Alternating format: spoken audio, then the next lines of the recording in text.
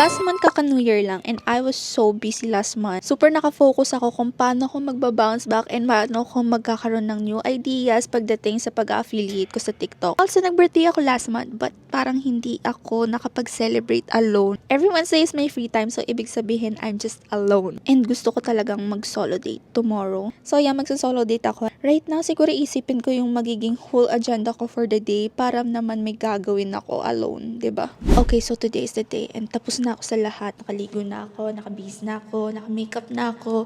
Matuyo na rin yung hair ko. Ang gagawin ko na lang is mag-book papunta ng SM Grand. Time check, 2:02 na.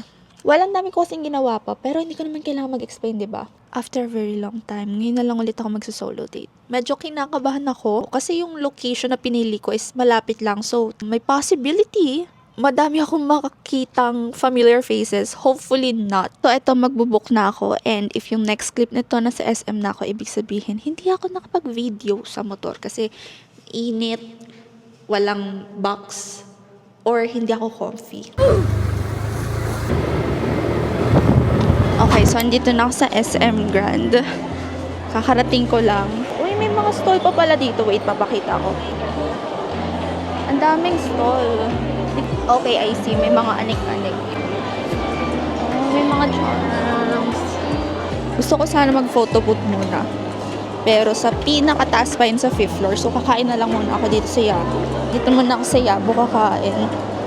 Isa pong roso set, yung 80 grams. Roso 8. Okay. White rice na rin. Yes. Oh. Meron akong agenda. And yung agenda ko ngayon is mag-start ako mag-lunch. So, dito ako kakain sa Yabo.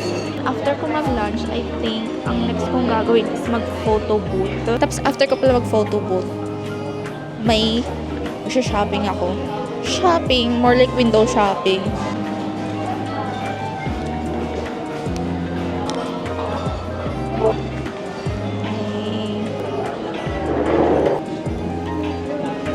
Sana, naubos ko to. Mahirap na. Ang susuka ko. Tapos wala pa ako sa bahay. Okay, so tapos na ako mag-lunch. Sobrang obvious na nag-vlog ako.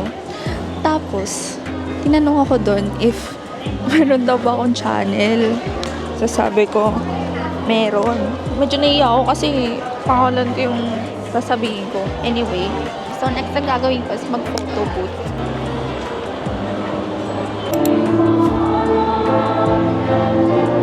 So, magpipicture naman ako dito, photo booth.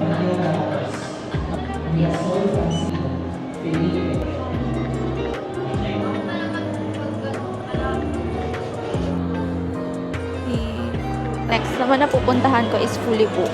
Gusto ko na makabili ng Sony Angel na strawberry. Magmiminiso na lang muna ako. Kasi nandito na ako sa 3rd floor. Okay, nag-iba yung pwesto.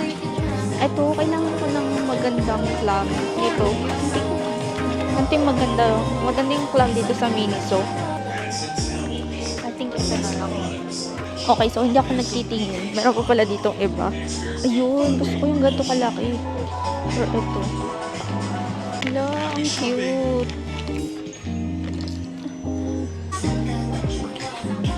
Si Jenny.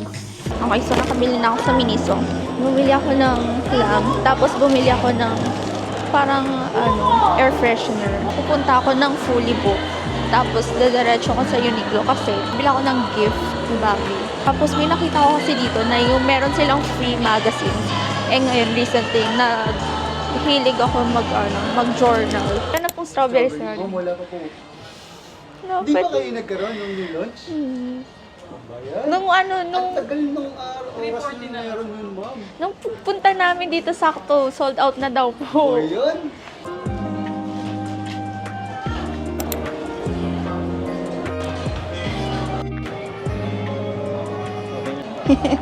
Success! Nakakuha ko ng magazine.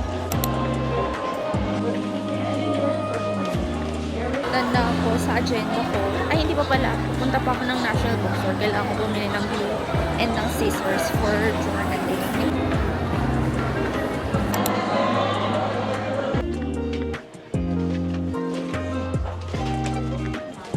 Okay, so tapos na ako. Magbubook na ako ng Move It pauwi. I am back. Ito, nawala to sa agenda ko and na-realize ko lang na Ash Wednesday pala. So, magsisimba ako. Ilang po. Pamantaya.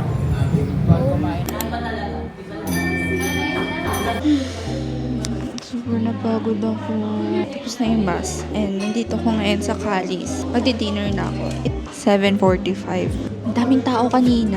Ang ganda ng video dun sa Tapos ito yung video.